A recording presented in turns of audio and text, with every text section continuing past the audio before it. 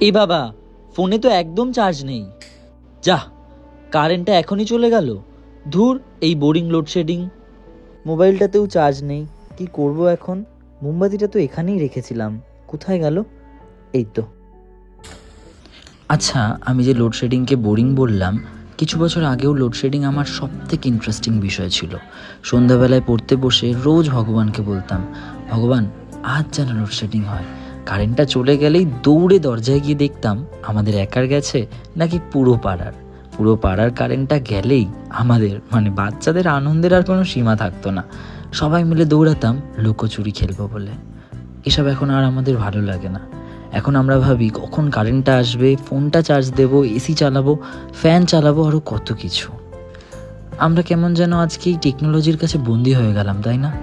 যাকে বলে মুঠো ফোনে বন্দি।